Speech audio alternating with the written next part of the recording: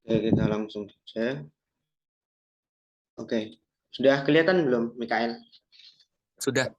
Oke, kalau sudah, alhamdulillah.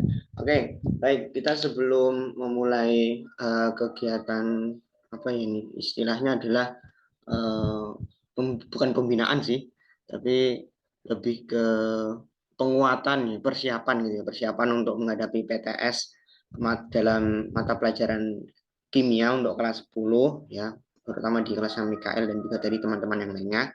Nah, maka sebelum untuk memulai kegiatan ini, mari kita berdoa sesuai dengan agama dan keyakinan masing-masing. Oke, berdoa dipersilahkan.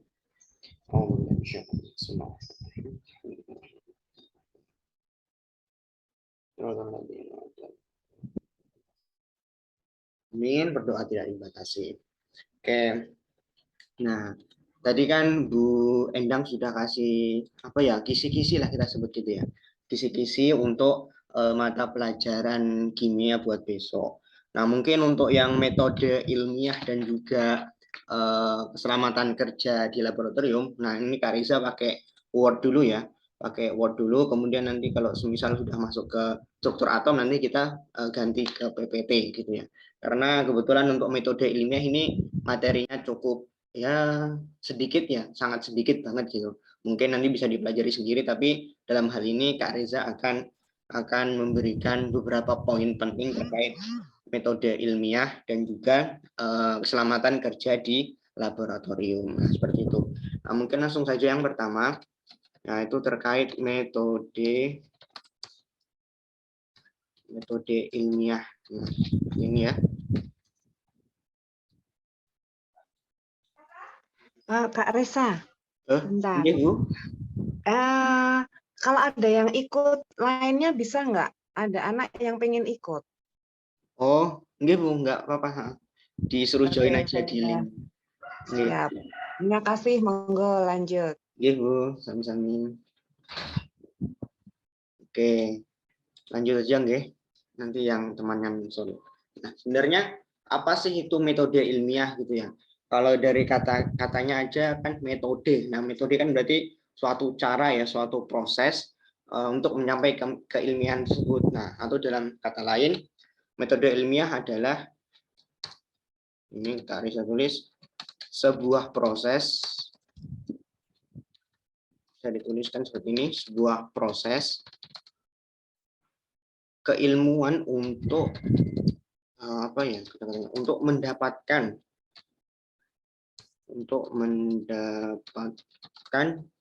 pengetahuan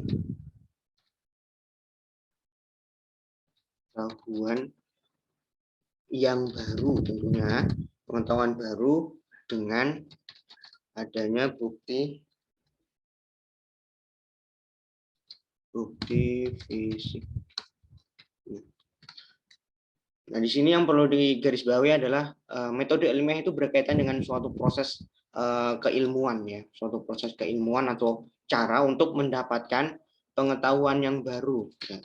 Pengetahuan yang baru dengan bukti fisik, bukan hanya pengetahuan yang baru aja, mungkin sudah ada kayak penelitian yang lalu, mungkin kita bisa mengembangkannya, diinovasikannya yang lebih baik gitu. Nah, di dalam metode ilmiah ini ada beberapa tahap yang perlu teman-teman atau yang perlu adik-adik ketahui. Yang pertama yaitu berkaitan dengan perumusan masalah atau merumuskan masalah.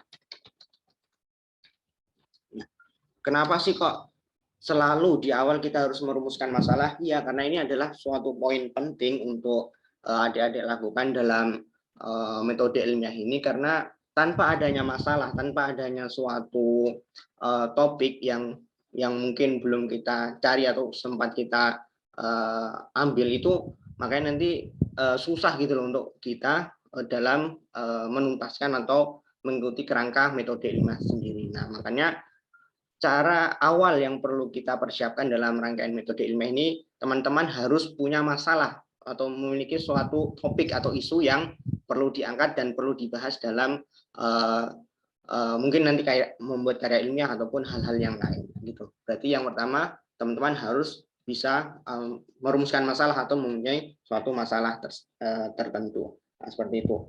Nah, kemudian Selain merumuskan masalah, nanti ada juga membuat hipotesis.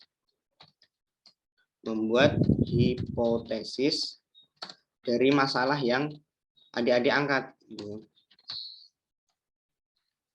Yang diangkat. Apa sih hipotesis di sini? Nah, hipotesis itu adalah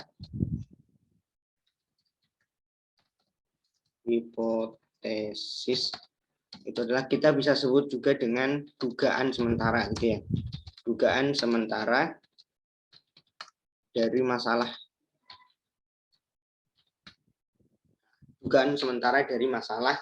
Masalah di sini adalah masalah yang adik-adik sudah tentukan. Nah, seperti itu. Misalnya, adik-adik ingin mengamati pertumbuhan kacang hijau. Nah, mengamati pertumbuhan kacang hijau. Nah, di situ mungkin adik-adik bakal kayak menduga bahwasanya di hari ke-6 mungkin untuk pertumbuhannya sepanjang 6 cm, kemudian hari berikutnya akan naik 1 cm dan seterusnya. Nah, seperti itu. Nah, itulah yang dikatakan dengan hipotesis atau dugaan sementara dari masalah yang adik-adik angkat. Nah, terutama tadi contohnya adalah untuk misalnya permasalahan terkait pertumbuhan kacang hijau. Nah, seperti itu. Nah, kemudian yang ketiga, nanti ada yang disebutkan namanya menyusun teori. Menyusun teori dan prosedur. Nah, semisal tadi kalau adik-adik sudah menemukan masalah, kemudian sudah bisa menduga kira-kira nanti ke depannya bakal gimana. Nah, saatnya di ketiga ini adalah adik-adik harus bisa menyusun teori. Maksudnya apa? Maksudnya adalah adik-adik harus mencari sumber atau mencari referensi yang berkaitan dengan permasalahan yang adik-adik angkat gitu ya. Mencari teori di sini maksudnya ini ya, mencari sumber gitu ya. Sumber atau referensi yang berkaitan dengan masalah tersebut. Nah, seperti itu. Misalnya kalau sudah diketahui atau sudah dipasangkan dengan teori-teori atau berdasarkan sumber-sumber atau referensi lain, maka selanjutnya adik-adik juga harus perlu nih yang namanya prosedur kerja, langkah-langkah kerja yang harus dilaksanakan atau yang harus dikerjakan untuk menuntaskan masalah yang adik-adik sudah dapatkan. Nah, seperti itu. Jadi perlu yang namanya langkah kerja untuk menyelesaikan masalah atau isu gitu ya. Isu yang adik-adik temukan. Yang ditemukan. Nah, itu. Kemudian nanti yang keempat, nah, itu adalah eksperimen. Nah, eksperimen di sini adalah berarti adik-adik sudah mulai kayak memvariasikan data, mulai melakukan prosedur kerjanya dengan beberapa variasi ataupun yang lain-lain. Nah, sehingga nanti dari situ akan diperoleh yang namanya data gitu ya. Berarti eksperimen di sini adalah memulai langkah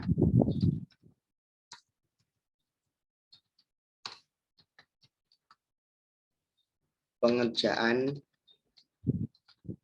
dengan menggunakan variasi data.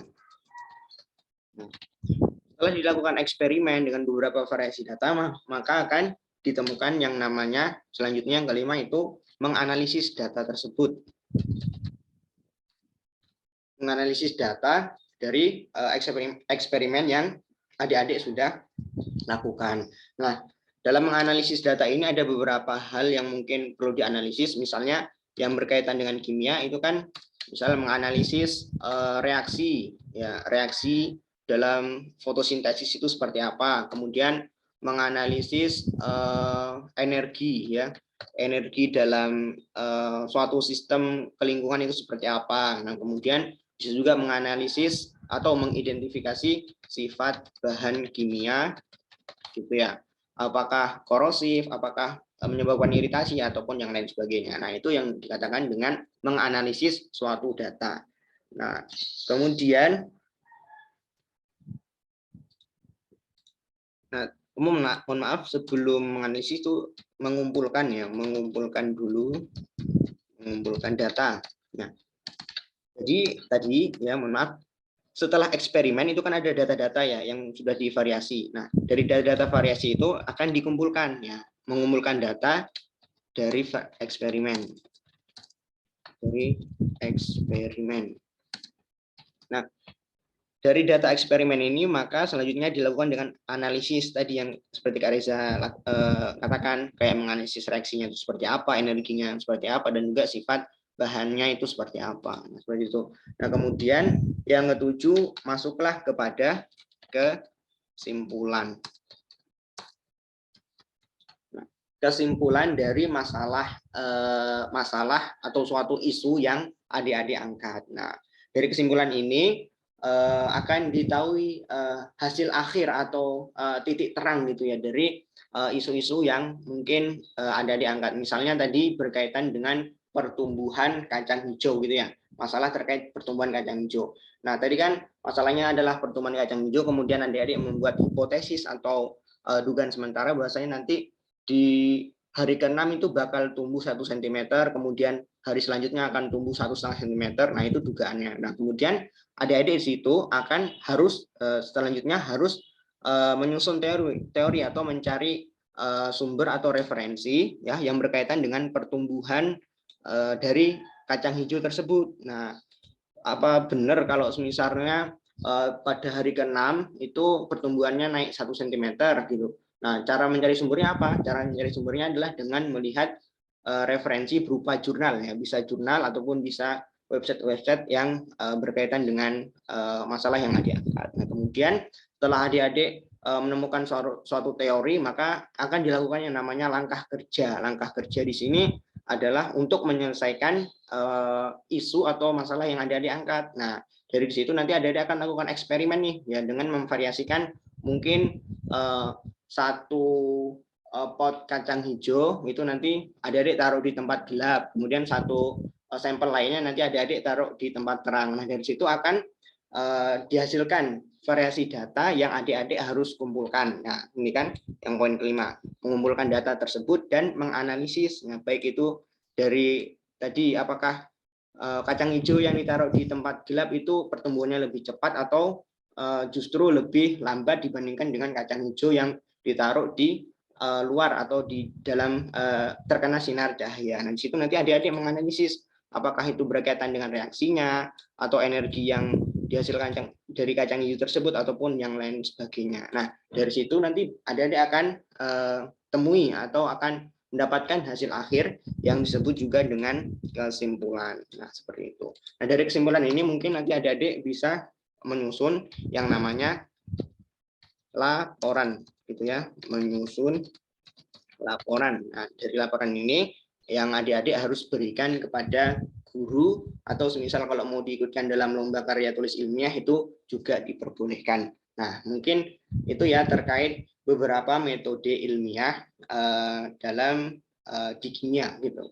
Nah, sampai sini ada yang ditanyakan dari adik-adik sekalian? Silakan. Dari Mikael ya, Mikael. Dan juga ada baru Kelvi ya, namanya Kelvi. Halo Kelvi. Halo, oke.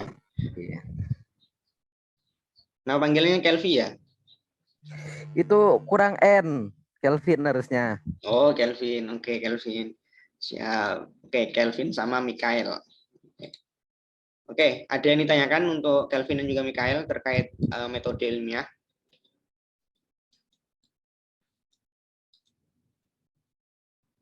Nanti materinya di-share nggak? Ya, nanti Kak Riza bakal share. Baik, Kak. Oke. Mungkin sejauh ini belum ya, karena kan cuma beberapa poin yang mungkin nanti adik-adik pahami aja. Nah, itu berkaitan dengan metode ilmiah. Nah, selanjutnya adalah keselamatan kerja di lab. Nah, kerja di laboratorium. Nah, mungkin ini juga sudah tahu ya, ada beberapa hal yang perlu diperhatikan dalam bekerja di laboratorium. Nah, keselamatan kerja di laboratorium. Di sini mungkin Kak Reza bakal ambil contoh, semisal kalau ada suatu masalah jika kita terkena tumpahan bahan kimia.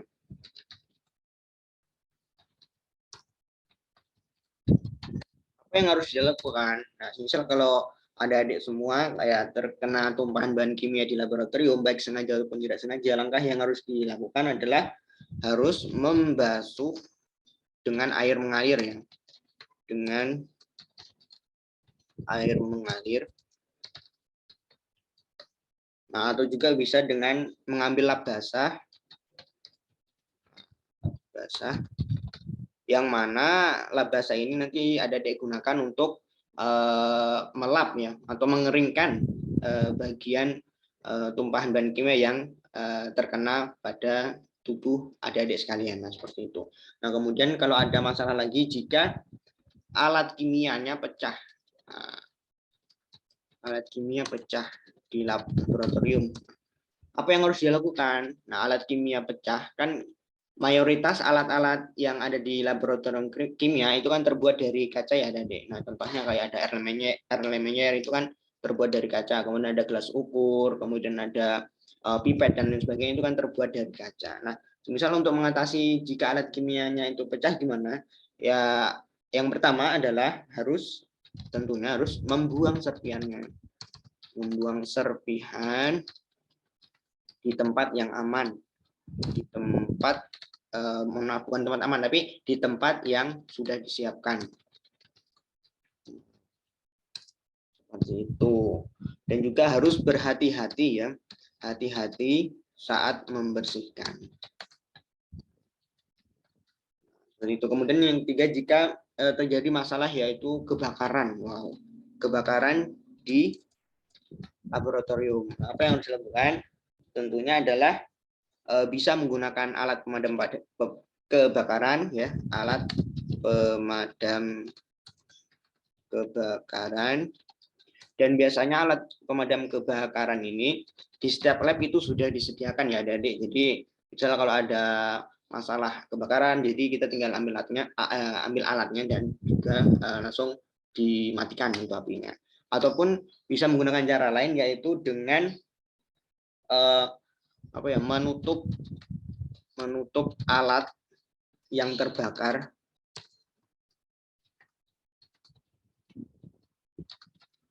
menggunakan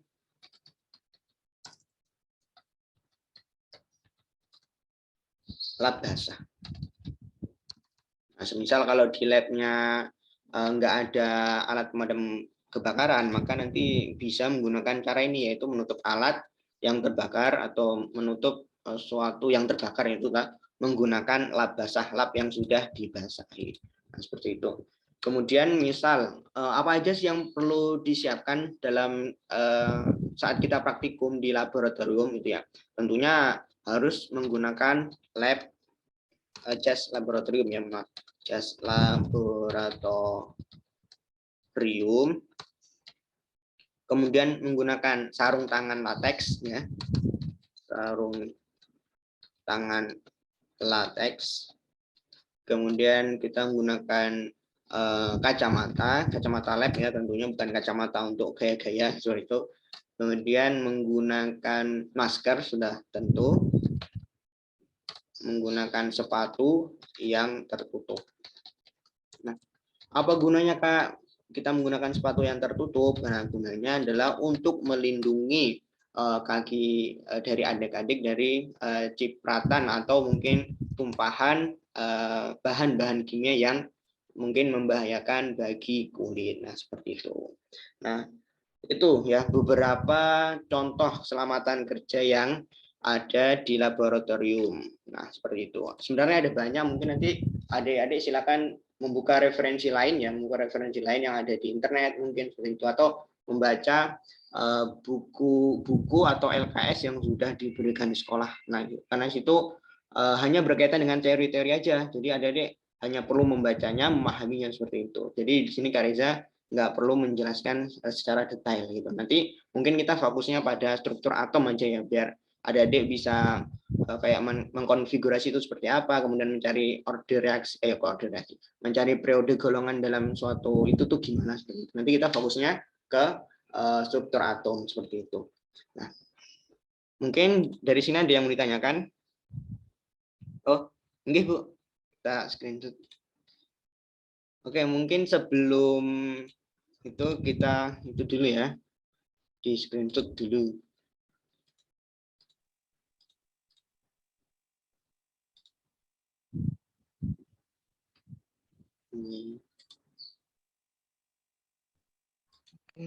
On cam. Oke. On Silakan cam. untuk adik-adik yang nggak ada kendala jaringan boleh on cam nih.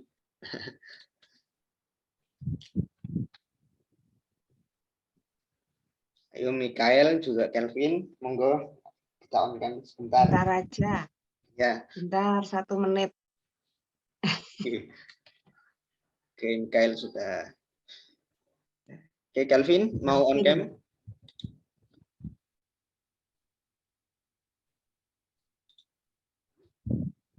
Oke, sudah ya.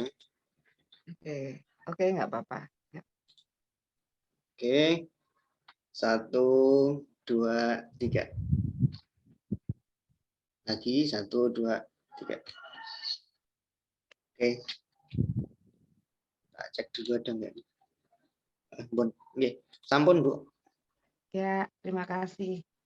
Oke, langsung Bu. Oke, lanjut ya adik-adik. Nah, ini tadi berkaitan dengan metode ilmiah dan juga keselamatan kerja di laboratorium. Oke, next kita lanjut ke struktur atom.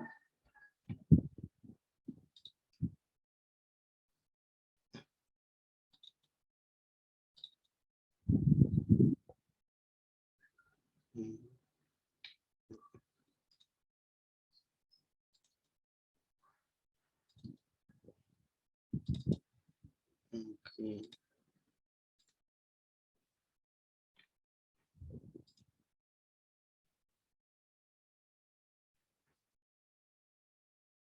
Oke.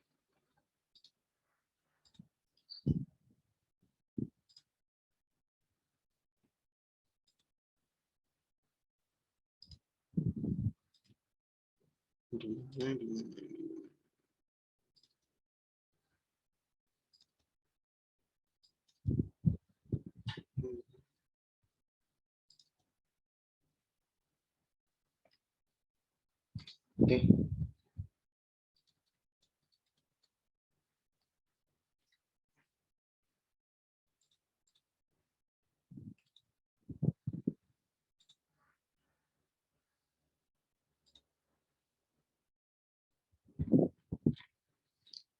Oke.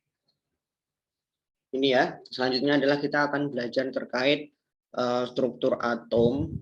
Nah, struktur atom dalam materi saya.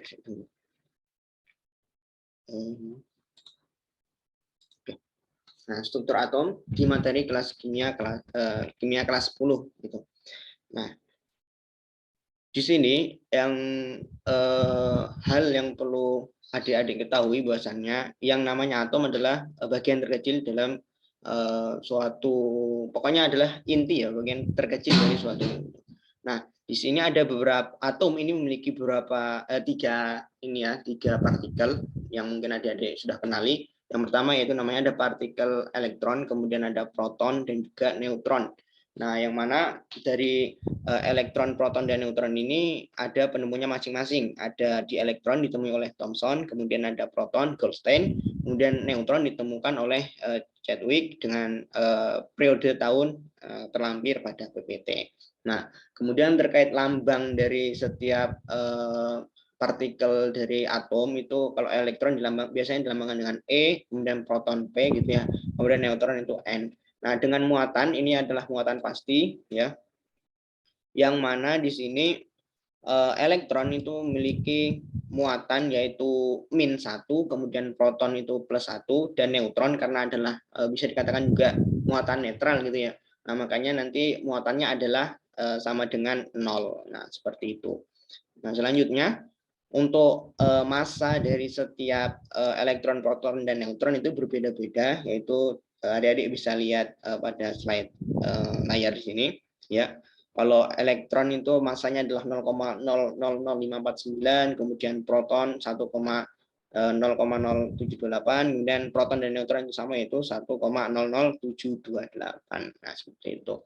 Nah, itu berkaitan dengan partikel suatu atom, yaitu elektron, proton, dan juga neutron. Nah, selanjutnya di sini sebelum membahas terkait konfigurasi elektron dalam suatu atom ya. Nah, di sini adik-adik harus bisa memahami dulu mana sih yang dikatakan dengan lambang atom, kemudian nomor atom, dan juga nomor massa dalam satu atom gitu ya. Nah, misalnya suatu atom dilambangkan dengan semisal X, Z, A. Nah, yang dikatakan X di sini apa sih, Kak? Nah, di sini X itu menyatakan adalah lambang unsur. Nah, kemudian Z itu adalah nomor atom, kemudian A itu adalah nomor massa. Nah, di sini adik-adik kalau lihat Z sama dengan nomor atom, itu jumlah proton itu akan sama dengan jumlah elektron jika muatannya sama. Nah, itu diingat ya. Mohon maaf, jika muatannya netral. Diingat ya, jumlah proton itu akan sama dengan jumlah elektron jika muatannya netral. Nah, seperti itu. Itu nomor atom. Ya, kemudian kalau nomor massa itu gimana sih, Kak? Nah, nomor massa itu biasanya di atas unsur ini, adik ya. Nah, seperti ini. Letaknya di atas. Nah, seperti ini. Kayak 27 ini nomor massa. Nah, seperti itu. Nah, di mana nomor massa itu adalah dicari dengan jumlah proton ya, jumlah protonnya atau nomor atom di sini itu ditambah dengan neutronnya ya, neutronnya. Nah, jumlah proton ditambah neutron maka itu akan menghasilkan yang namanya nomor massa seperti itu. Nah, biar adik-adik tidak bingung, mungkin kita langsung masuk ke dalam contoh ya. Nah, seperti ini. Nah, semisal ada contoh unsur aluminium ya dengan nomor atom, ingat ya, yang paling bawah itu namanya adalah nomor atom, kemudian yang di atas yang 27 ini adalah nomor massa. Nah, seperti itu. Nah, jika di soal dikatakan tentukan elektron ya, elektron dari Al dengan nomor atom 13, 27. Elektronnya berapa gitu. Misal dalam soal seperti itu. Nah, cara menentukannya gimana? Ingat, elektron itu akan sama dengan jumlah proton sama dengan jumlah atom jika muatannya netral. Nah, kita lihat ada di sini. Ini kan muatannya netral ya. Al1327 ini muatannya netral. Nah, maksudnya muatan netral itu gimana? Nah, sini yang perlu Kak Reza berikan atau beritahukan adalah ini. Ada harus mengenal yang namanya ini, ion plus dan ion negatif. Nah, ion plus ya, suatu atom jika ion ada plusnya kayak Na plus seperti itu ya, kemudian ada Ca2 plus, Ba2 plus seperti itu, Al3 plus. Nah, jika dia plus berarti dia akan melepas. Apa yang dilepas? Ya elektronnya. Nah, seperti itu. Sama halnya dengan ion negatif atau ion min. Nah, kalau ion min itu cenderung dia menerima. Contohnya apa, Kak? Contohnya kayak Cl min, Br min gitu ya. Berarti misal kalau Br min, nah berarti atom Br itu cenderung menerima 1 elektron. Seperti itu. Menerima ya, kalau negatif ingat menerima, kalau positif dia melepas. Nah, seperti itu. Nah, contohnya nanti di bawah nanti akan dibahas ini ya, yang seperti ini. Nah, oke, yang atas dulu. Nah, karena di sini Al nggak ada muatannya, atau kita sebut juga dengan muatan netral, nah maka nanti elektronnya itu akan sama dengan protonnya, ini akan sama dengan protonnya dan juga akan sama dengan jumlah, akan sama juga dengan nomor atomnya. Nah, seperti itu. Kita lihat di sini kan nomor atomnya itu 13. Nah, ingat karena muatan netral berarti elektronnya juga akan 13. Dan protonnya itu juga 13. Nah, gitu ya. Proton, elektron itu sama karena muatan netral, maka hasilnya juga 13. Didapatkan dari nomor atom di bawah ini. Nah, seperti itu. Nah, kemudian kalau dikatakan berapa neutron ya, neutron dari atom ini, nah seperti itu. Berarti nanti neutron itu adalah nomor massa ini ya, nomor massa dikurangi dengan nomor atomnya atau jumlah protonnya. Nah, seperti itu. Kan rumus aslinya ya, itu A, itu kan A sama dengan jumlah P ditambah N. Nah, semisal kalau kita mencari N, nah ini ya N, berarti neutron itu sama dengan nomor massa A ya dikurangi dengan jumlah protonnya atau nomor atomnya. Nah, jadi didapatkan 27 nomor massanya ini dikurangkan dengan 13 sebagai protonnya itu adalah 14. Berarti atom Al ini memiliki neutron yaitu 14. Protonnya 13 dan juga elektronnya 13. Nah, seperti itu. Sampai sini ada yang mau ditanyakan sebelum dilanjut?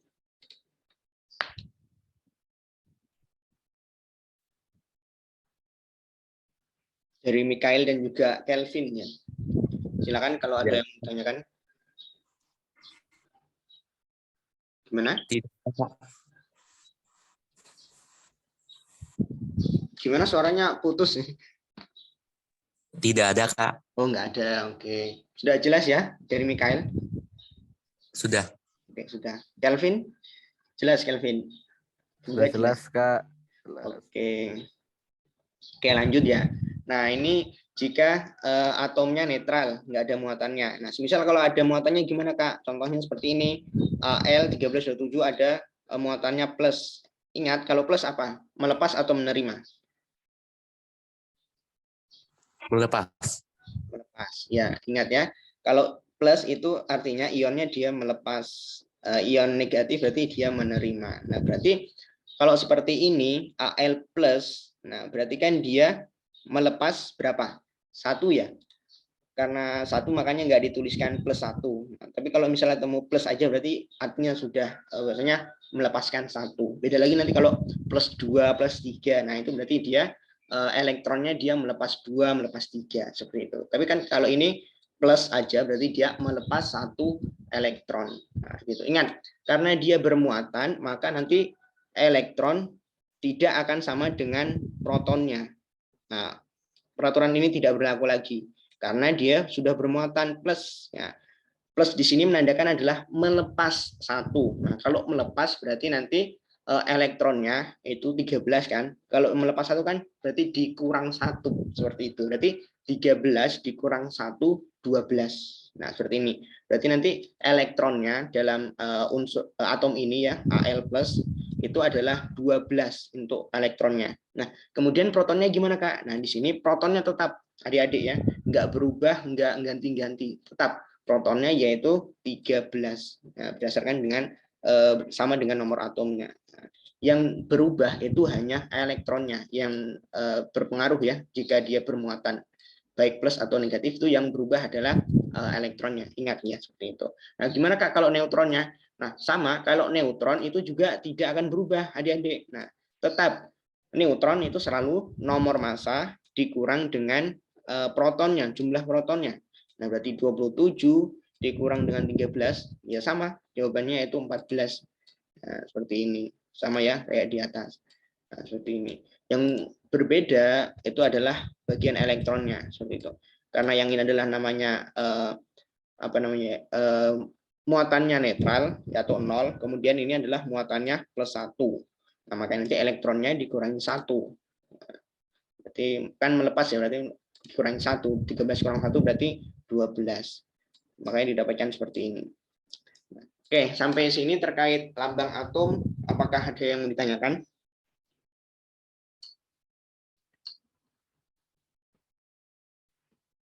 Gimana, bisa dipahami dari Mikael dan juga Kelvin ya?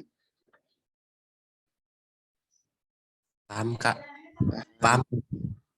Oke. Paham.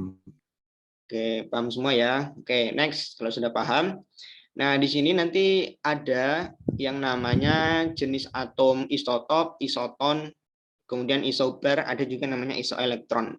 Nah, yang perlu adik-adik pahami adalah kalau diawali dengan iso, iso kan artinya sama ya. Yang sama apanya? Nah, misal di sini yang pertama isotop. Nah, kita lihat isotop. Apa yang sama ya? Yang sama itu adalah ini tadi saya tulis nomor atom itu sama.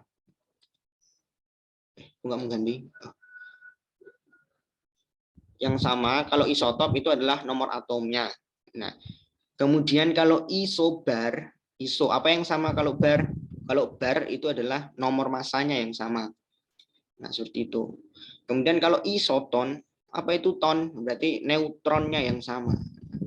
Ingat ya bagian-bagian nomor atom, nomor massa, dan neutron. Ya, yang tadi Kak Riza sudah jelaskan, bagian-bagiannya di mana. Di sini ya nanti ya. Tinggal diperhatikan aja.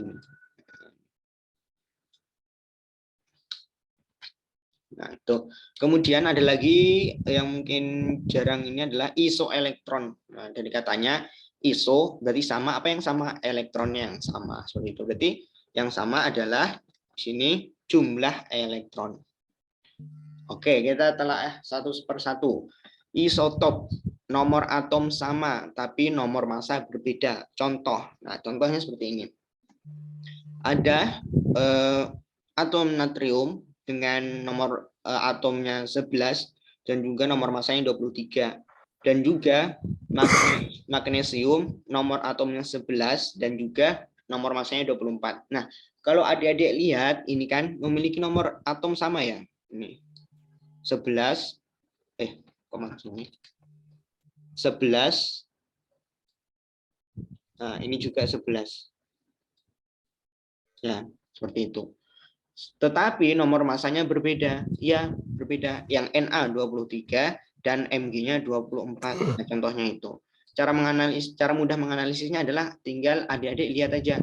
Kalau misalnya di bawahnya sama-sama kayak seperti ini, oh berarti dia nomor atom yang sama. Nah, kalau nomor atom sama berarti dia tergolong atom yang isotop. Nah, seperti itu. Nah, beda lagi dengan isobar. Nah, kalau isobar kita lihat kebalikan dari isotop. Itu yang sama adalah nomor masanya, yang atas yang sama.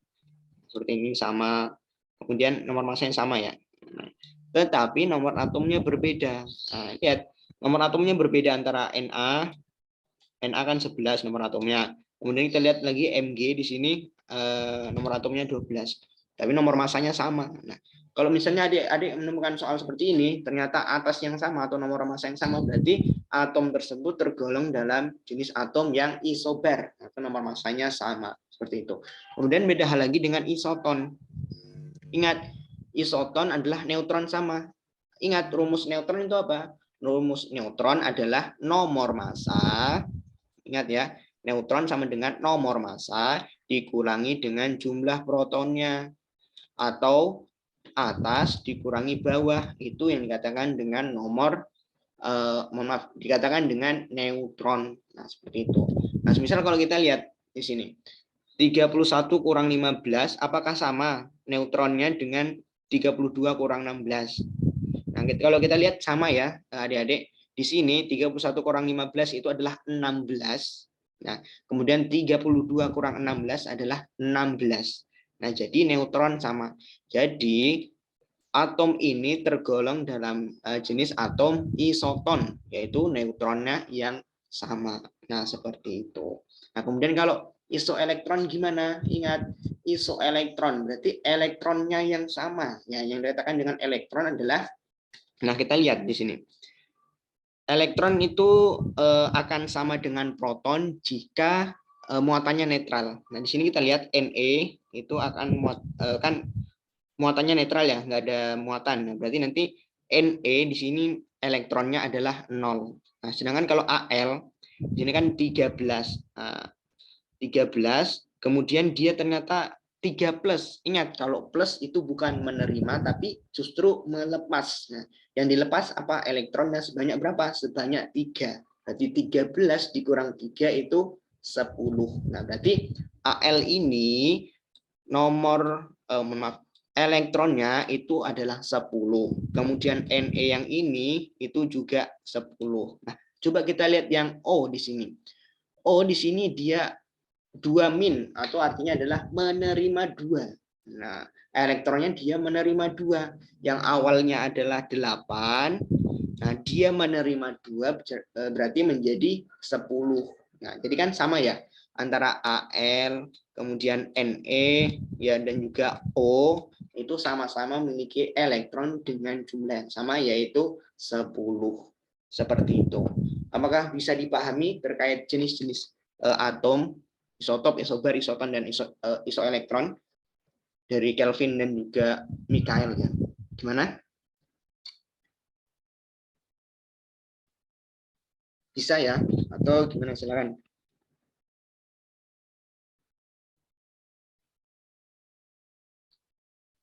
Kalau semisal belum paham atau ada yang mau dikonfirmasi silakan ya. Itu.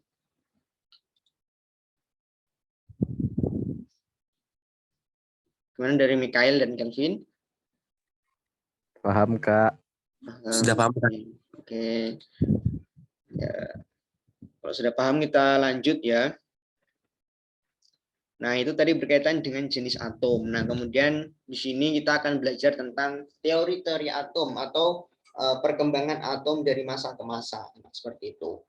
Nah, ini mungkin terkait teori aja ya. Nah, di sini yang pertama ada paling awal itu namanya teori atom Demokritus. Itu Demokritus mengatakan bahwasanya atom itu disusun dari bagian yang sangat kecil, yaitu partikel yang tidak dapat dibagi lagi atau dalam bahasanya adalah atomos. Nah, itu dari Demokritus. Nah, kalau dari Dalton itu mengatakan setiap materi itu disusun oleh partikel yang tidak dapat dibagi lagi yang disebut atom. Nah, kalau misalnya ada lihat di sini antara Demokritus dan Dalton itu teorinya saling berkaitan ya, mengatakan bahwasanya atom itu tidak bisa dapat dibagi lagi dan merupakan partikel yang sangat kecil. Nah, gitu Demokritus dan Dalton. Nah, kemudian lanjut adalah berkaitan dengan teori J.J. Thomson, atom Thomson gitu ya, mengatakan bahwasanya Thomson itu mengatakan atom itu berbentuk pejal bermuatan positif yang homogen dan elektron bermuatan negatif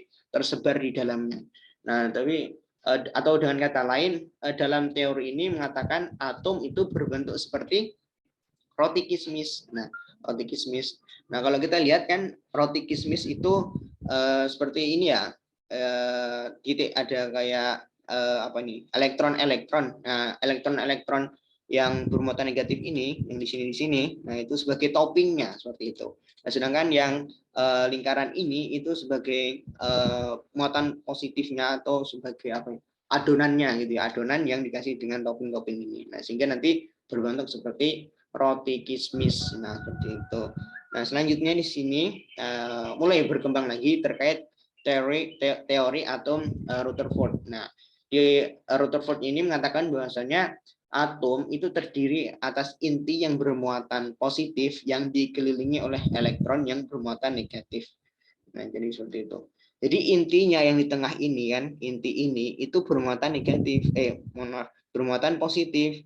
Nah, dikelilingi orbit-orbit ini ya, orbit-orbit seperti lintasan ini, lintasan seperti ini itu bermuatan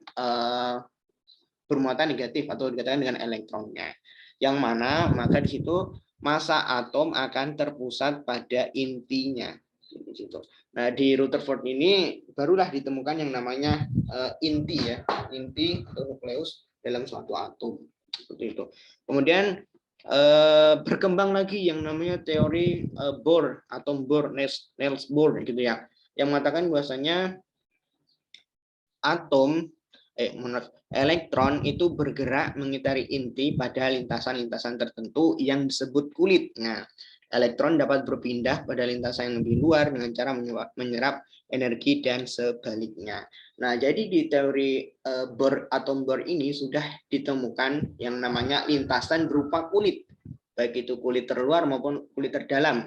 Atau nanti kalau kita belajar konfigurasi itu ada kulit KLMN ataupun nanti kulit atau S2, 2S2, 2P6 dan lain sebagainya. Nah, seperti itu dari perkembangan atom Bohr ya, baru ditemui atau baru ditemukan yang namanya kulit dalam suatu atom yang elektron yang bergerak pada lintasan kulit tersebut. Nah, seperti itu.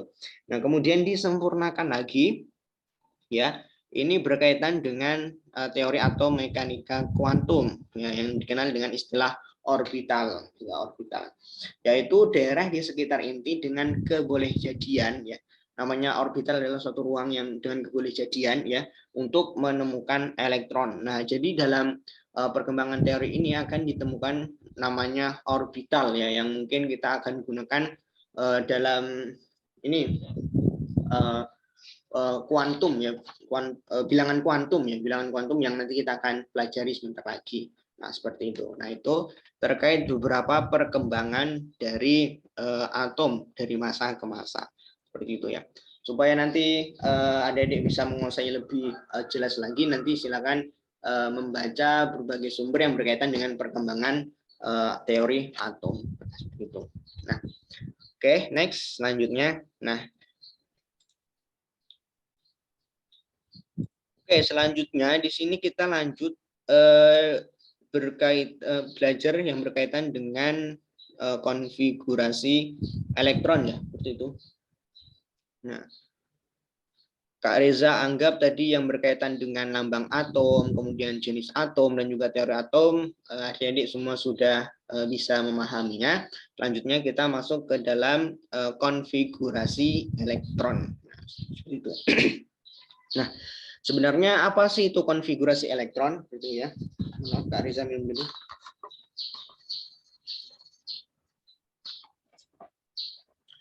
Jadi konfigurasi elektron itu adalah urutan subtingkat energi, ya, urutan. Yang namanya urutan berarti harus urut gitu. Nanti konfigurasinya tuh harus urut, nggak boleh yang tinggi duluan, yang rendah duluan, ataupun sebaliknya. Jadi harus urut dari rendah kemudian ke tinggi. Nah, seperti itu. Konfigurasi itu seperti itu, yaitu urutan subtingkat energi yang diisi oleh elektron dalam sebuah atom. Nah, seperti itu. Jadi atom itu kan tadi terdiri dari beberapa partikel yang salah satunya adalah elektron ya. Nanti elektron ini bakal disusun gitu ya. Pengisian elektronnya akan disusun dari energi yang rendah ke energi yang lebih tinggi. Nah, yang pertama di sini kita akan belajar terkait asas Aufbau. Nah, atau cara gampangnya adalah ini yang berkaitan dengan konfigurasi kulit dari asas Aufbau yang mengatakan bahwasanya pengisian elektron itu dimulai dari subkulit yang rendah, energi rendah ya, yang rendah dulu, kemudian lanjut ke energi yang lebih tinggi. Nah, makanya nanti adik-adik mungkin bakal tidak asing lagi ya yang berkaitan dengan pohon beringin seperti ini ya, 1S2, 2S2, 2P6, 3S2 dan lain sebagainya. Nah, nanti adik-adik silakan lihat aja. Nah, kemudian untuk trik menghafalnya, adik-adik perlu pahami terkait urutannya aja. Pertama S, SP, SP, SDP, SDP, SFDP, SFDP. Ini tergantung dari adik-adik sih ya. Apakah punya metode atau cara menghafal yang lebih mudah, misalnya itu ya adik-adik silakan menggunakan metode itu. Nah, ini Kak Riza hanya memberikan metode yang mungkin sekiranya adik-adik belum bisa. Nah, cara mengingat atau mudah menghafalnya adalah dengan mengurutkan seperti ini. S, SP, SP, SDP, SDP, SFDP, SFDP. Nah, yang mana S di sini itu kan maksimal itu kan 2 elektron ya, berarti S2, S2, P6, S2, P6, S2. Kalau D itu kan maksimal 10 elektron, kemudian P6, S2, D10, ya, dan lain sebagainya sampai selanjutnya. Gitu ya. Nanti silakan disesuaikan dengan metode belajar atau metode menghafal adik-adik untuk terkait urutan ya energi rendah, energi tertinggi dari asas Aufbau ini. Nah, nanti makanya ditemukan seperti ini, adik-adik bisa perhatikan yang di bawah panah ini ya, diagram tingkat energi menurut asas Aufbau. Nah, seperti itu. Nah, kemudian selain ada yang namanya asas Aufbau, nah kalau asas Aufbau ini kan cenderung pada konfigurasi subkulitnya seperti itu. Nah, kemudian ada yang di sini ada yang namanya konfigurasi Bohr-Buri. Nah, ini lebih menekankan pada konfigurasi kulitnya gitu. Yang mana pengisian elektron itu menggunakan jalur-jalur lintasan tertentu ya, kulit elektron. Nah, kalau kita lihat dalam metode teori Bohr. Nah, ini yang seperti ini, lintasan seperti ini, inilah yang dikatakan dengan kulitnya. Ada kulit 1, ya kulit sini yang paling N1 ini adalah kulit K, kulit paling dalam, kemudian lanjutnya N2 ini L, bisa seperti itu, dan selanjutnya. Nah, makanya nanti di konfigurasi Borburi, nah didapatkan seperti ini. Nah, K itu untuk N1 yang tadi bagian paling dalam atom, inti atom, kemudian bukan di intinya tapi di lintasan mendekati inti atom itu N1 sama dengan K, kemudian N2 setelah N1 kan N2 itu kan L, kemudian selanjutnya sampai berapa nanti N sampai berapa disesuaikan, nah, seperti itu. Nah, dengan masing-masing pengisian atau masing-masing itunya nanti seperti ini dengan rumus ya. Di sini ada rumus yaitu 2N2. Nah, maksudnya apa, Kak? Maksudnya adalah jika nanti N-nya 1 kita masukkan ke dalam rumus ini, maka nanti K ini mampu mengisi elektron sebanyak 2. Nah, 2 elektron yang diisi. Kemudian kalau L itu kan N-nya 2, berarti 2 pangkat 2 4, ya masukkan ke rumus ini N-nya, 2 pangkat 2 4, 4 kali 2 adalah 8. Nah, ini. Selanjutnya juga sama halnya dengan N sama dengan 3. Berarti 3 pangkat 2 9, 9 kali 2 adalah 18. Dan seterusnya hingga N pokoknya N berapa gitu. Tergantung nanti dalam atomnya. Nah, sehingga nanti didapatkan konfigurasinya itu adalah KLMNO dengan pengisian orbital yaitu 2, kemudian 8, 18, 32 gitu ya. 32, kemudian ada 50. Nah, seperti itu. Oke. Biar tidak bingung, kita coba kerjakan ini ya. Kak Riza buka Word-nya dulu.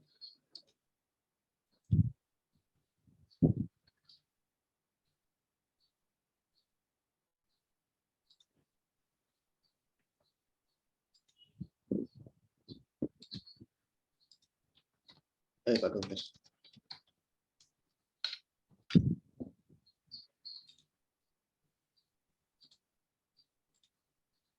Nah, yang pertama yaitu tadi berapa di sini? Tentukan konfigurasi kulit dan subkulit dari unsur Mg dan Mg12 dan Mg12 plus 2. Oke. Yang pertama kita mau kerjakan yang Mg12 dulu ya. Di sini. Mg12.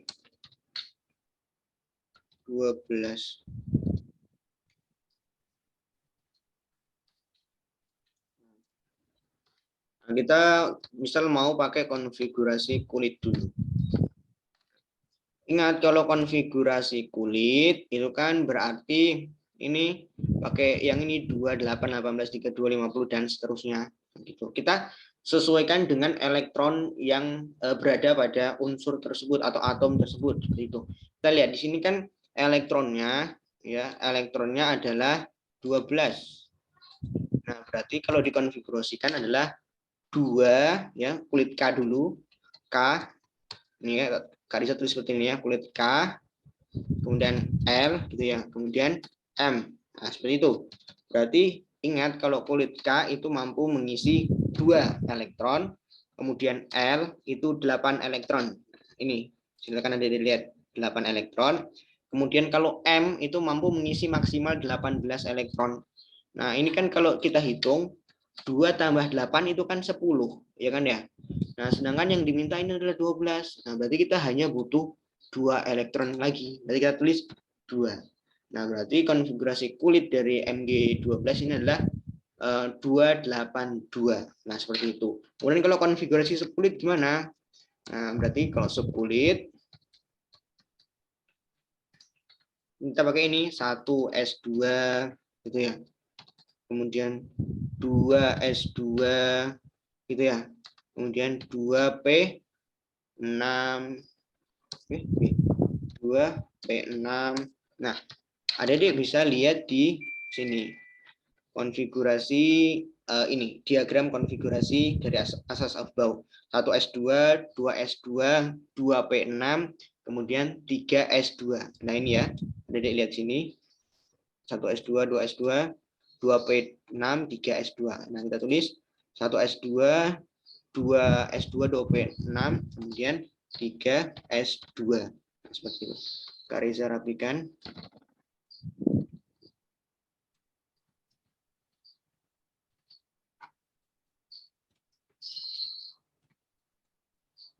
Nah, di sini lagi-lagi kan kita harus menghitung elektronnya. Elektron yang diminta di sini adalah 12. Oke, Kak Riza besarkan biar jelas. Nah, di sini dimintanya adalah elektron 12. Nah, kalau yang atas kan sudah clear ya. Sudah done, selesai. Nah, kemudian kita yang subkulit dulu. Nah, kita konfigurasikan 1s2, kemudian 2s2. Kak, ini kenapa kok 22 ya? Nah, ingat, S, orbital S itu hanya mampu mengisi elektron sebanyak 2. Berbeda dengan P, yaitu mampu mengisi maksimal elektron yaitu 6. Nah, nanti adik-adik akan temukan ini pada bilangan kuantum. Nah, seperti itu ya. Nah, coba kita hitung dulu. Apakah elektronnya di sini sudah 12, Kak? Oke, kita hitung. Cara hitungnya adalah kita menghitung elektronnya yang ini ya, adik-adik. Yang atas-atasnya. Bukan yang ininya. Bukan yang 1 tambah 2 tambah 2, bukan. Tapi kita menghitung yang bagian elektron atasnya. Nah, kita lihat. Sini 2 tambah 2, 4. 4 tambah 6 itu adalah 10. Dan kita tambahkan 2 di sini, sudah 12. Nah, berarti konfigurasi subkulit dari Mg12 yaitu adalah 1s2, 2s2, 2p6 sampai 3s2 saja gitu. Ini apabila 12. Nanti misal lagi kalau 14 itu konfigurasinya berapa, nanti tinggal disesuaikan lanjutannya berapa di sini. Nah, seperti itu ya. Disesuaikan dengan diagram tingkat menurut diagram tingkat energi menurut asas Aufbau. Itu dari energi terendah ke energi yang tertinggi. Nah, mungkin sampai sini ada yang mau ditanyakan untuk adik-adik? Silakan.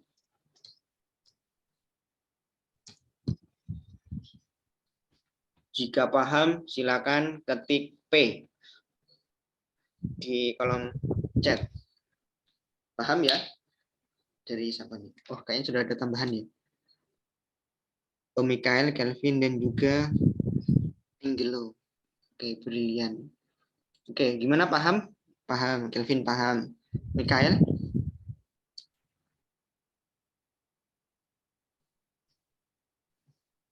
Paham, Kak? Oke. Kemudian selanjutnya yang teman satunya Angelo. Panggilannya siapa nih? Angelo atau Brilian atau siapa? Bentar ya.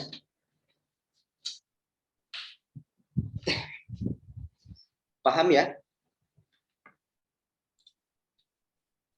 Oh, Brilian. Oke, paham. Oke, selanjutnya. Ini kan yang muatannya netral ya, Dedek. Netral. Nah, gimana kalau yang bermuatan? Nah, bermuatan gimana, Kak? Nah, misalnya tadi kan di sini mintanya adalah Mg2 plus, Mg2 plus yang ini di bawah ya, Dedek. Mg2 plus. Nah, berarti caranya adalah 2 plus. Nah, kalau semisal seperti ini, kita hitung elektronnya terlebih dahulu. Kan kalau yang di atas ini kan nggak ada muatannya atau netral, kan otomatis elektronnya 12 ya. Nah, tapi kalau ini ada muatannya plus 2 itu otomatis nanti elektronnya bukan 12 lagi. Nah, tapi berapa? Elektronnya adalah, kita cara menghitungnya gimana, ingat? Kok gini? Caranya adalah 12 ini ya, elektron awal nomor protonnya 12. Nah, kita lihat di sini. 2 plus. Ingat, kalau plus apa? Melepas atau menerima? Ingat, plus itu adalah melepas. Melepas berapa, Kak? Melepas 2. Seperti itu. Berarti kalau melepas, kata-kata melepas berarti kan harus dikurangi ya. Berarti 12 dikurangi 2. Nah, seperti itu. Berapa? 12 kurang 2 adalah 10 elektron. Oh, berarti elektron dari atom ini itu 10 elektron, Kak. Ya, benar. Ini adalah 10 elektron. Nah, berarti konfigurasinya gimana? Konfigurasinya sama kayak yang di atas. Nah, kita copy paste aja ya. Apakah sama langsung gini, Kak? Enggak. Nah, kita sesuaikan. Nah, di sini kan dibilangnya elektronnya 10, sedangkan ini kelebihan 2. Nah, berarti kita tinggal hapus saja seperti ini. Nah, kan 2 tambah 8 sudah 10 ya. Nah, berarti tidak butuh kulit M lagi ya supaya mencapai. Tapi hanya butuh kulit K dan L aja, yaitu 2 dan 8 aja supaya bisa mencapai 10 elektron yang diminta. Seperti itu. Nah, itu kalau yang kulit. Nah, ini ya. Kemudian kalau subkulit gimana, Kak? Nah, sama. Nah, kita hitung di sini 2 tambah 2, 4, tambah 6, itu adalah 10. Nah, dan ternyata ada kelebihan ini. Nah, berarti kita hapus aja. Seperti itu. Nah, jadi subkulitnya itu adalah 1s2, 2s2, dan 2p6. Sudah 10 ya. 2 tambah 2, 4, tambah 6, itu 10 elektron yang diminta. Jadi konfigurasinya seperti ini. Kulit dan subkulit untuk yang Mg2+, yang bermuatan plus 2 ya, 2 plus. Kemudian untuk Mg yang netral, konfigurasinya seperti ini. Nah, seperti itu. Oke, ada yang ditanyakan untuk yang konfigurasi bermuatan? Silakan di kolom chat aja, kolom Zoom aja. Kalau misalnya paham, tulis paham. Kalau enggak, silakan dikonfirmasi aja. Yang mana yang belum paham. Seperti itu. Silakan adik-adik. Mikael, Kelvin, dan juga Brilian. Gimana?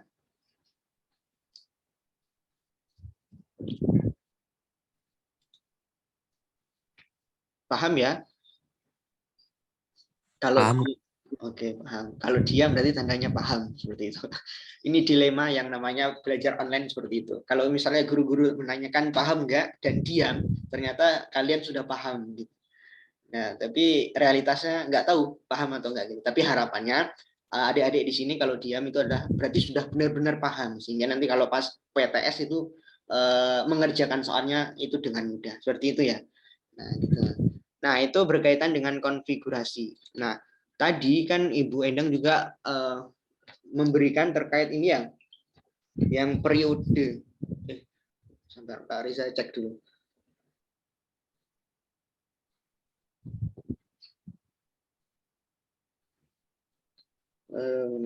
Nah, berkaitan dengan periode golongan. Nah, periode dan golongan seperti itu. Nah, periode golongan melalui cara konfigurasi seperti ini. Nah, caranya gimana? Oke, mungkin langsung aja ya. Untuk ini, cara mencari yang namanya periode di sini.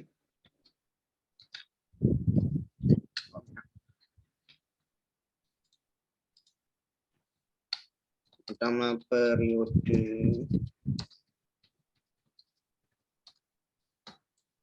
Kemudian golongan. Nah, caranya adalah untuk yang periode dalam konfigurasi kulit, nah seperti itu ya, itu adalah adik-adik harus ya. Nah, yang pertama kulit dulu.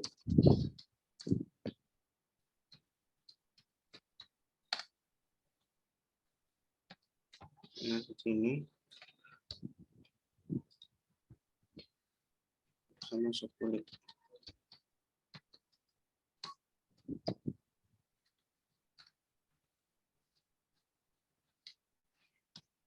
Nah, kalau periode di kulit, nah periode, ingat kalau periode itu adalah yang horizontal ya, yang berdiri tegak. Sedangkan kalau yang golongan itu yang tidur, yang vertikal. Nah, seperti itu. Ya, benar. Nah, kalau dalam konfigurasi kulit, cara mencari yang namanya periode di sini adalah adik-adik itu lihat sekiranya jumlah ya, jumlah apa ya, kulit yang digunakan.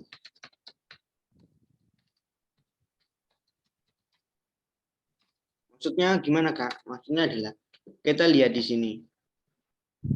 dalam konfigurasi di sini, ini kan kulit yang digunakan adalah kulit K, L, dan M, yaitu 282.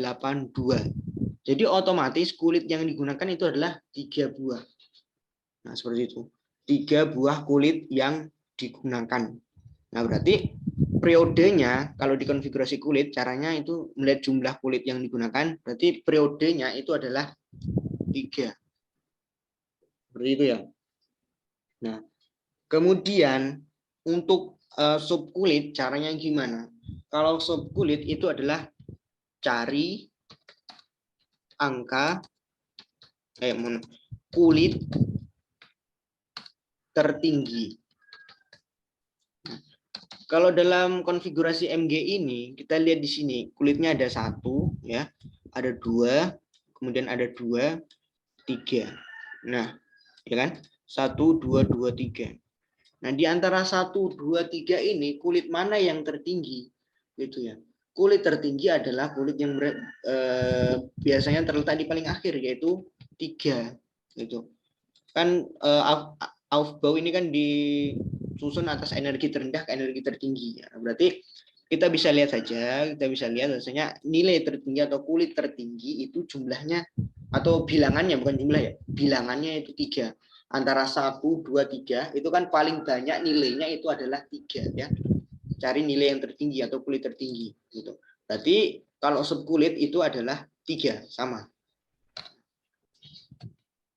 Caranya berbeda ya cara untuk menganalisisnya, tapi periodenya sama-sama 3 gitu. Kalau yang di kulit, misal kalau teman-teman adik-adik menggunakan konfigurasi kulit, berarti cara mencari periodenya adalah jumlah kulit yang digunakan, yaitu 1, 2, 3. Ada 3 kulit, Kak. Berarti 3 periodenya.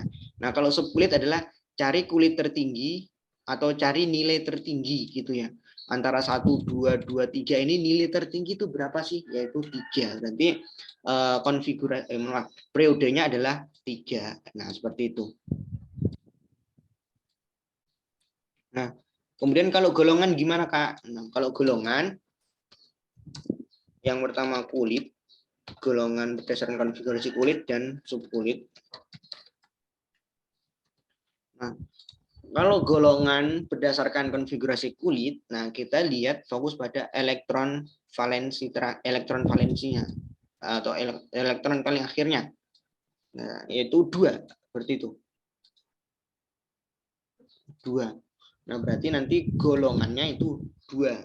Nah, ini ya kalau kulit melihat elektron keluar. Nah, elektron keluarnya berapa? Yaitu 2. Lihat ini ya, 2. Nah, saya tulis sini 2. Nah, kalau subkulit gimana, Kak? Nah, kalau subkulit itu adalah ada beberapa poin yang harus adik-adik ketahui. Ya, pertama, kalau konfigurasi subkulit untuk mencari periode itu kita menggunakan orbitalnya sp. Nah, apabila subkulitnya S, akhirannya S gitu ya, itu maka di sini adalah golongan sesuai dengan elektron dan S. Nah, kemudian kalau semisal S tambah P, itu nanti elektron ditambah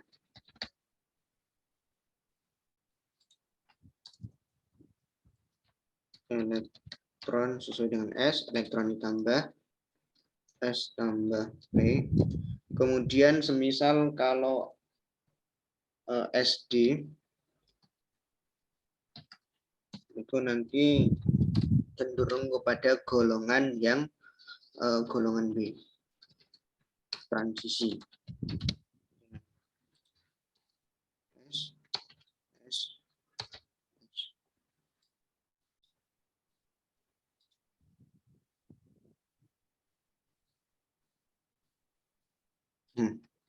Nah, ini maksudnya gimana, Kak? Nah, maksudnya adalah oke. Di sini kita lihat. Dalam konfigurasi subkulit ini, MG12, itu kan kulit terluarnya itu adalah S ya. Kita kasih tebal S. Nah, ingat, poin, jika subkulitnya diakhiri dengan S, ya, S langsung, seperti itu, maka itu elektronnya sesuai dengan S, atau dengan kata lain, konfigurasinya, yaitu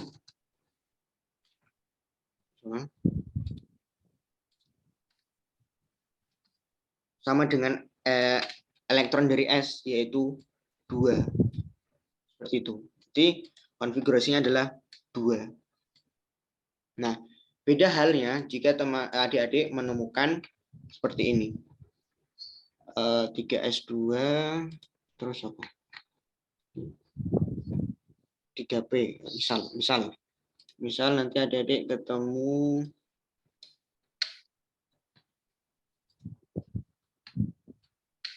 ini 3P6. Ini permisalan aja. P4 aja. P4 seperti ini. Nah, kalau adik-adik menemukan konfigurasi seperti ini dalam menentukan golongannya adalah, ini kan elektron terluarnya itu kan P ya. Maaf, subkulit terluar, orbital terluarnya itu P ya. P. Nah, dan juga S-nya di belakang. Nah, berarti apakah golongannya itu 4, Kak? Seperti itu? Tidak. Caranya adalah jika P-nya yang paling terakhir, maka nanti P ini, elektron di P ini harus ditambahkan dengan yang S. Seperti itu. Jadinya seperti ini. Kak Riza balik, P dengan S, itu elektronnya ditambahkan. Ya, P, S. Jika soalnya seperti ini ya, ini permisalan soalnya seperti ini, jadi golongannya berapa, Kak? Nah, berarti golongan adalah 4 ditambah 2, yaitu 6. Ya. 4 tambah 2 berarti golongannya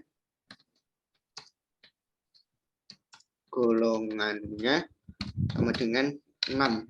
Golongan 6. 6 apa, Kak? 6A. Ini golongannya 2A juga ya. Ini juga 2A. Itu.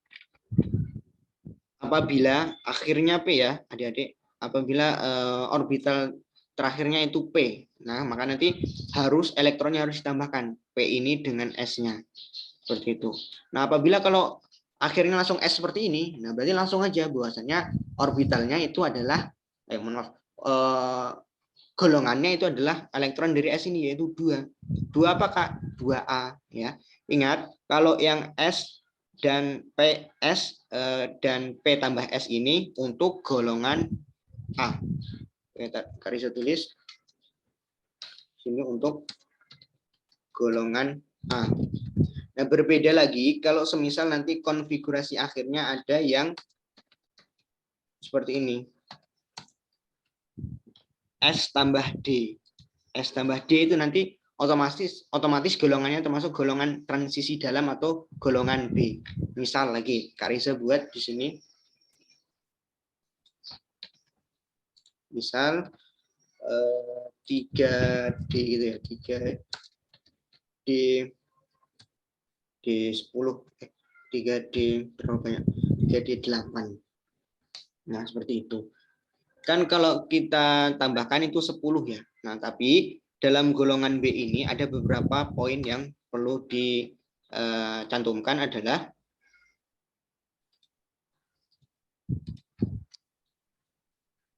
kalau semisal itu 3 sampai 7, penjumlahannya 3 sampai 7, itu adalah golongannya 3B sampai 7B. Kemudian lagi kalau misalnya penjumlahan 8, 9, 10, maka itunya adalah khusus untuk 8B. Nah, 8B.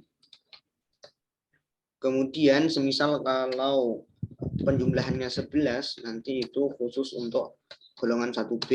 Kemudian kalau 12, itu khusus untuk golongan 2B. Seperti itu. Misal, di sini kan akhiran orbital terluarnya itu kan D. Nah, maka mau nggak mau kita harus tambahkan dengan S-nya di bawah sini. Samping sini. Berarti kalau kita tambahkan nanti 8 tambah 2 itu kan 10.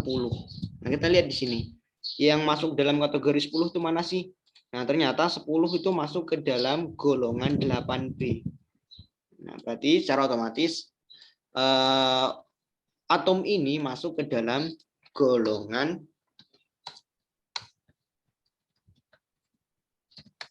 8B jika konfigurasi orbital akhirnya itu seperti ini.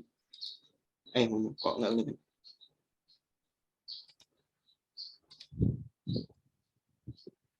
Nah, seperti ini.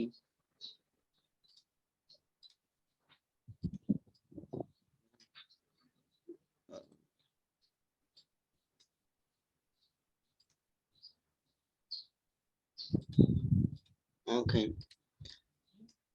Apabila seperti ini. Seperti itu. Apabila nanti orbital yang ditambahkan adalah D ditambah S. Nah, itu langsung otomatis adalah termasuk golongan B, ya, golongan transisi dalam. Dengan beberapa aturan, jika penjumlahannya 3 sampai 7, maka nanti urutan 3 ataukah 4, 5, 6, 7. Kalau semisal nanti penjumlahan elektronnya itu adalah 10 seperti yang contoh ini, maka dia termasuk dalam golongan 8B. Kemudian kalau penjumlahan elektronnya itu adalah 11 seperti itu ya. Nanti masuknya 1B, kalau 12 itu 2B. Nah, seperti itu. Ya, itu beberapa poin yang mungkin adik-adik harus bisa pahami gitu ya. Oke, mungkin ada yang mau ditanyakan, ada yang mau dikonfirmasi, silakan. Terkait golongan di subkulit dan terutama yang ini untuk pembeda antara golongan A dan golongan B.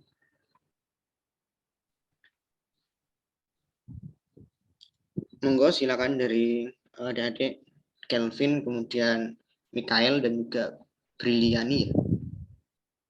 Oh, Brilian. Ya, silakan kalau ada yang dikonfirmasi. Atau mau dipahami dulu ya nggak apa-apa.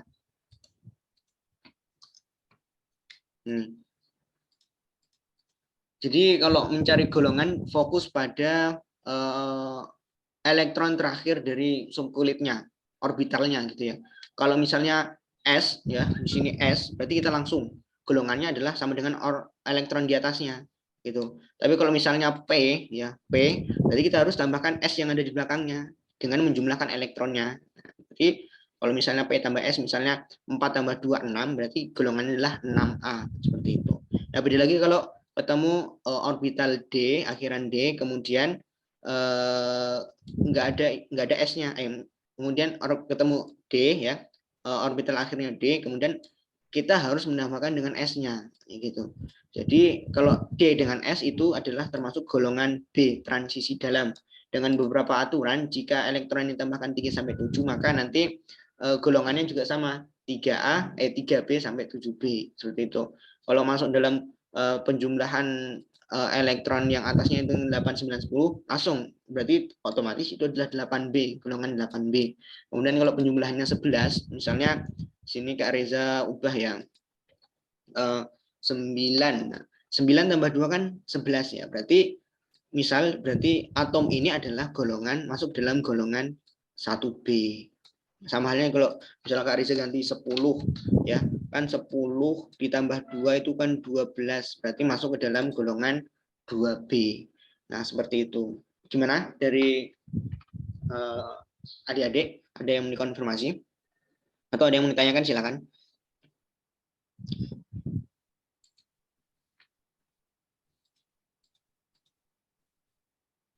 Dari Mikael, kemudian Calvin, dan juga Brilian.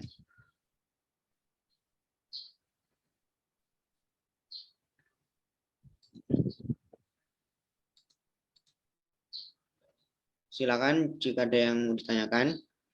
Ya ada nih.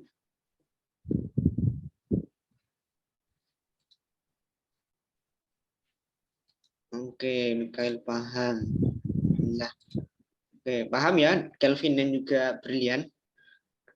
nanti Kak Reza bakal share ini materinya, terus nanti kalau misalnya mau butuh pengulangan nanti silakan dilihat recordannya seperti itu ya. Nah itu terkait mencari golongan kulit dan subkulit, tapi kebanyakan ya mencari golongan dan periode menggunakan metode kulit itu ada beberapa kelemahan. Contohnya yang konfigurasi kulit itu tidak bisa digunakan untuk mencari periode dan golongan untuk golongan B atau golongan transisi dalam. Nah, jadi sarannya Kak Reza mau disuruh mencari golongan dan periode itu harapannya adik-adik harus menggunakan konfigurasi subkulit saja, biar tahu pastinya, biar tahu hasilnya yang tepat itu, yang lebih akurat itu yang mana gitu. Itu adalah harus memakai konfigurasi subkulit, jangan konfigurasi kulit, karena ada beberapa kelemahan yang mungkin kita miskonsepsi terhadap pencarian atau golongan dan periode menggunakan konfigurasi kulit ini gitu. Jadi yang lebih utama adalah mencari menggunakan subkulit ya konfigurasinya. Ini Kak Reza berikan konfigurasi kulit hanya sebagai informasi tambahan gitu ya, untuk adik-adik sekalian sekiranya ada gitu loh ya, mencari konfigurasi menggunakan kulit dan subkulit gitu. Terkait periode dan golongan itu Kak Reza sarankan, sangat disarankan sekali untuk mengkonfigurasinya jika disuruh ya, untuk mengkonfigurasi secara subkulit yang lebih detail, yang lebih teliti itu menggunakan subkulit dibandingkan konfigurasi kulit itu sendiri, seperti itu ya. Jadi ya pokoknya tetap fokus pada konfigurasi subkulit, nah, seperti itu. Nah, seperti itu ya terkait konfigurasi subkulit dan kulit, oke ya. Oke, sekiranya kalau semisal adik-adik sudah paham, alhamdulillah. Next kita lanjut. Nah, ini tadi konfigurasi sudah. Nah, kemudian terkait bilangan kuantum ya. Ini kalau bilangan kuantum ini mungkin agak mudah ya. Enggak agak lagi, paling mudah lah. Gitu. Harus yakin bahwasanya kimia itu mudah gitu. Nah, di sini ada beberapa pengertian ya. Bilangan kuantum itu adalah bilangan ya, suatu bilangan yang digunakan untuk menentukan lokasi suatu elektron dalam atom sehingga elektron tersebut dapat dibedakan dengan elektron-elektron yang lain. Yang mana dalam teori tadi ya mekanika kuantum ya ini sudah ditemukan terkait bilangan-bilangan kuantum. Nah, seperti itu. Di sini ada beberapa bilangan kuantum yang adik-adik harus pahami dan mungkin juga sudah diberikan oleh guru-guru adik-adik di sekolah. Di sini yang adalah N ya. Bilangan kuantum N itu menyatakan bahwasanya bilangan kuantum utama N gitu. Itu apa artinya? Artinya N itu menunjukkan posisi elektron pada kulit. Nah, pada kulit berapa? Apakah N1, apakah N2, N3 dan lain sebagainya gitu. Apakah di kulit K, L, M, NO itu berapa seperti itu. Nah, contohnya seperti ini. Nah, contohnya bilangan kuantum utama K itu kan 1, N-nya 1 ya. Kemudian L itu sama dengan N2, M itu M sama dengan N3. Kalau N itu sama dengan N4 gitu. Nah, bentuknya itu adalah bulat-bulat gitu dalam teori Bohr ya, diimplementasikan dalam teori Bohr. Nah, seperti ini. N1 paling sini ya, paling agak tengah, kemudian N2 mulai melebar, N3 mulai melebar, N4 hingga N tak hingga. Seperti itu. Disesuaikan dengan atom yang kita mau gunakan. Nah, itu ya terkait bilangan kuantum utama N gitu. Kemudian selanjutnya adalah bilangan kuantum azimut, disimbolkan dengan L gitu. Menyatakan apa sih Kak? Ya. Kalau azimut itu adalah menunjukkan subkulit. Ya, ini bermain dengan subkulit atau subkulit energi dan bentuk orbitalnya. Nah, seperti itu.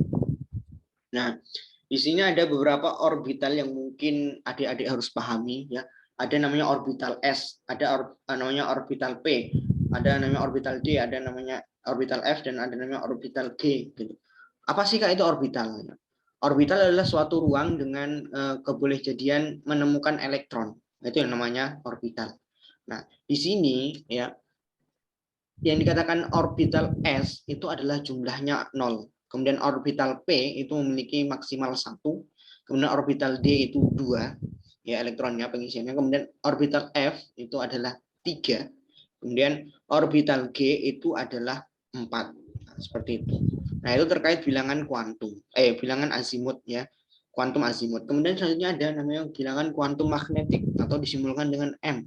Nah, menyatakan apa nih Kak? Nah, sama-sama menyatakan orbital, tapi kalau dalam kuantum magnetik ini adalah orbital yang khusus ya, orbital khusus yang ditempati suatu elektron seperti itu. Nah, semisal tadi kita menggunakan subkulit S ya, subkulit S. Nah, bilangan azimutnya kalau kita menggunakan subkulit S, maaf ya subkulit S atau orbital S itu adalah 0. Nah, berarti L-nya itu adalah 0 dengan jumlah orbital ya atau M-nya itu adalah 1. Seperti itu.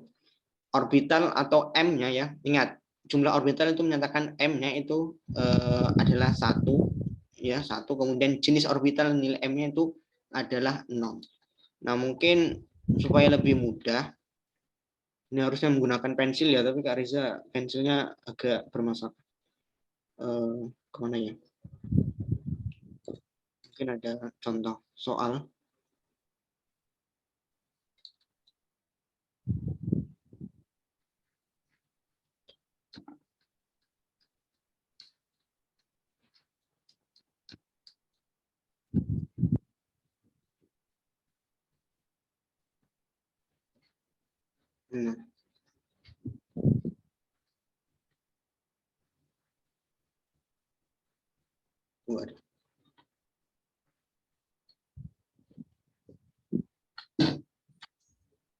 Oke.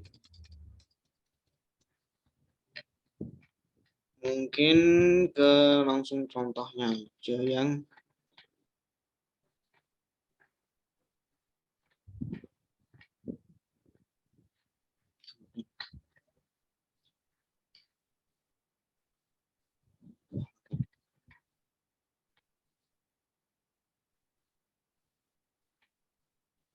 nah seperti ini.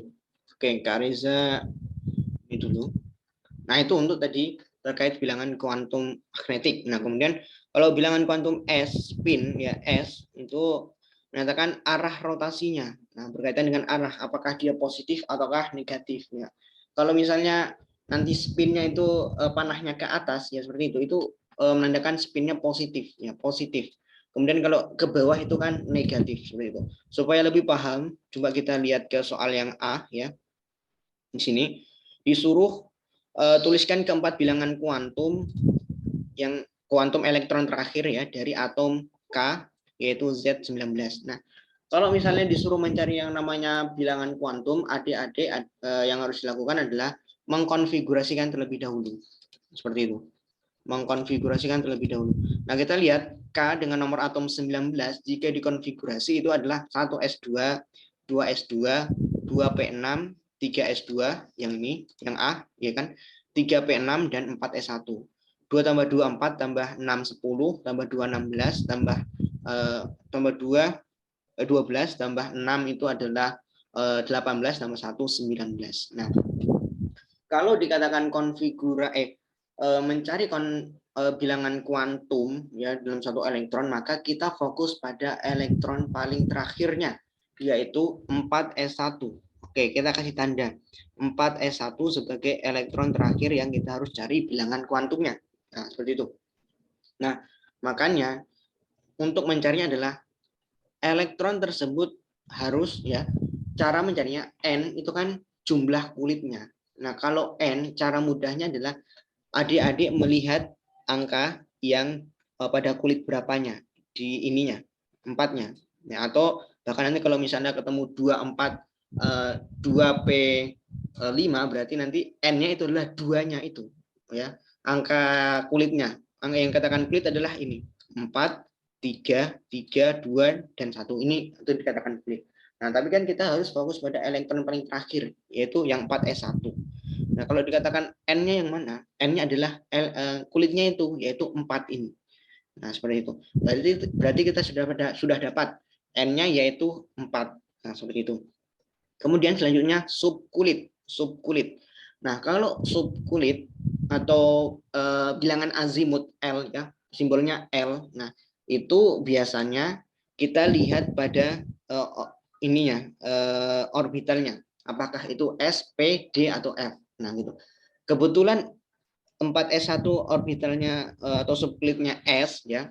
Ingat kalau S, nah maka nanti nilainya di sini S itu adalah 0, ya kan? S adalah 0. Maka nanti kita tulis di sini subkulit atau bilangan azimut L-nya itu adalah 0. Ya, 0 dari subkulit S. Nah, seperti itu. Nah, kemudian selanjutnya kita sudah dapat NL. Kemudian selanjutnya adalah M atau bilangan kuantum magnetik. Nah, orbital. Nah, kalau magnetik itu kita lihat orbitalnya. Nah, kalau lihat dalam soal PPT ini, nah, kalau orbitalnya S, nah, S ya, ternyata itu nilai M-nya itu adalah 0. Ya kan? Berarti nanti benar M-nya itu akan sama dengan 0. Nah, seperti itu kan ya. 0. Nah, kemudian untuk menentukan S atau spinnya gimana? Nah, kalau menentukan spinnya itu adalah kita dengan melihat arah panahnya. Caranya gimana? Di sini kan S-nya 4S1, elektronnya diminta S1. Nah, berarti nanti arah panahnya atau arah elektronnya cuma ke atas saja. Gitu. Ke atas saja. Ingat, kalau ke atas itu adalah nilainya positif. Positif berapa? Positif 1/2. Ini adalah suatu bilangan yang memang sudah pasti, yaitu positif 1/2. Nah, seperti itu.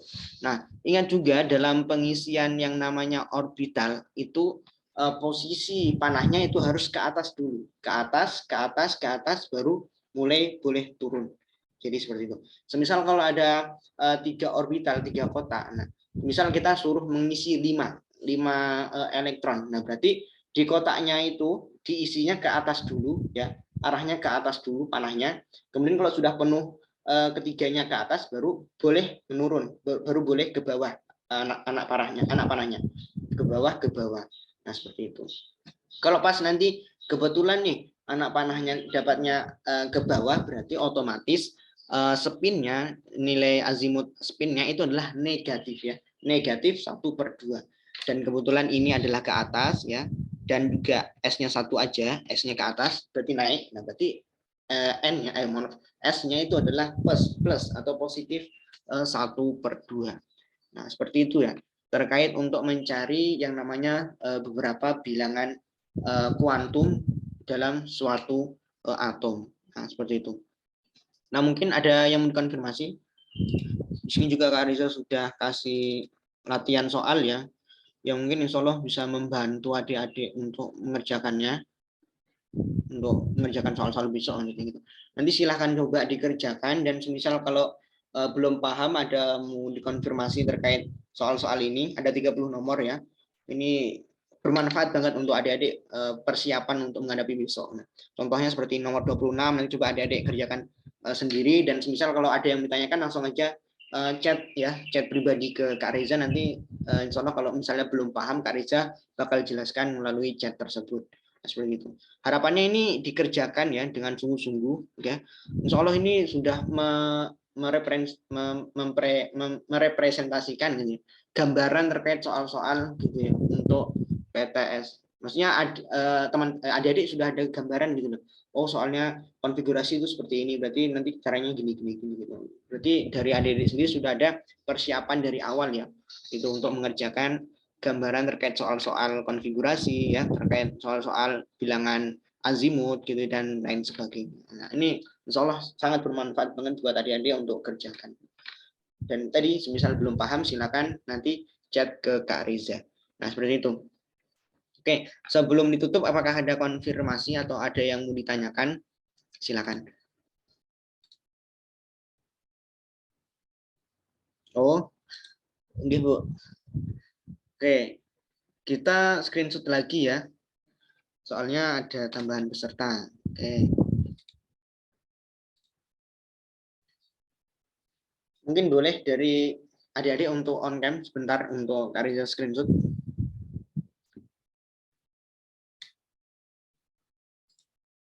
Oke, dari Mikael dan juga Brilian. Silakan.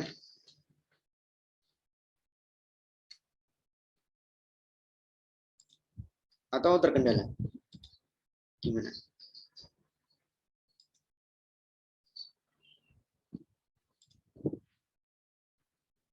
Oh, kameranya Brilian rusak. Oke, nggak apa-apa. Dari Mikael, gimana Mikael? Bisa nggak on cam? Bentar. Yang bisa aja, Kak. Oke, Mikael udah ya. Oke, mungkin kita langsung aja tak screenshot. 1, 2, 3. Oke, sampun dicek dulu apakah ada ini.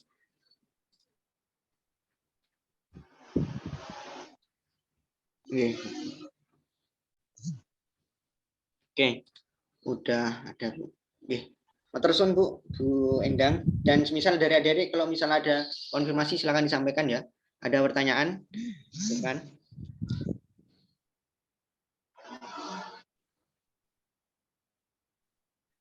Oke, makasih Kak Risa. Michael, Kelvin, Lily ya tadi ya. Brilian, nggih.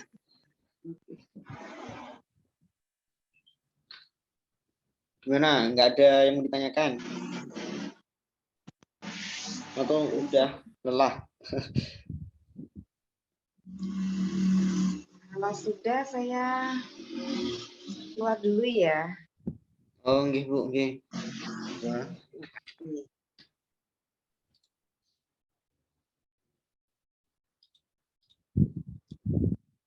Kemudian dari Mikael nggak ada? Atau Kelvin? Brilian? Tidak ada, Kak. Oke, Mikael nggak ada. Oke. Oh ya, kan Nggak si ada. Kelvin belum itu ya, belum dapat soalnya ya, latihan soal. Udah dikasih sama Bu Endang lewat WhatsApp. Oh, udah ya. Nanti silakan dipelajari aja ya, atau dikerjakan gitu.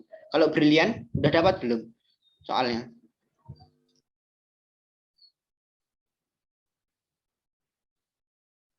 Brilian, udah? Oke, ya nanti minta di Kelvin nggak apa-apa. Oke, semisal kalau nggak ada, ya nanti coba dipahami lagi, dipelajari ulang, dan soal-soal tadi coba dikerjakan. Gitu. Karena itu bisa mengukur kemampuan adik-adik ya dalam memahaminya dan dalam persiapan adik-adik juga untuk besok. Nggak ada ya dari Mikael, Kelvin, Brilian sebelum Kak Riza tutup?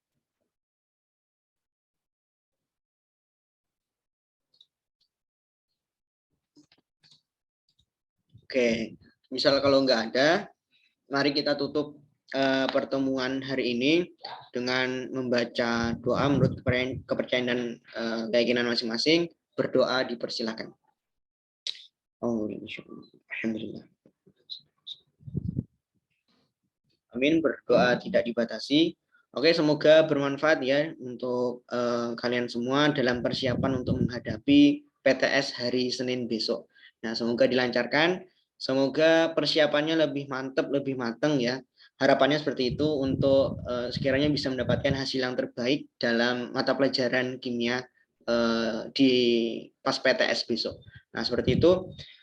Mungkin cukup sekian dari Kak Reza. Mohon maaf jika ada salah kata. Oh ya, semisal kalau mau tanya dan mau konfirmasi terkait soal-soal kimia yang berkaitan tadi, soal-soal tadi ataupun yang lain, silakan CP ke Kak Reza, silakan chat ke Kak Reza, nanti nomornya bisa minta ke Mikael, terkait nomornya Kak Reza. Silakan nanti ditanyakan aja keluh kesah ya terkait soal-soal yang berkaitan dengan kimia. Oke, mungkin sekian dari Kak Reza, mohon maaf jika ada salah kata. Sekian, selamat sore semua. Selamat sore, Kak. Terima kasih. Oke, terima kasih kembali. Sore Kak, terima kasih. Oke, silakan Bu Leli.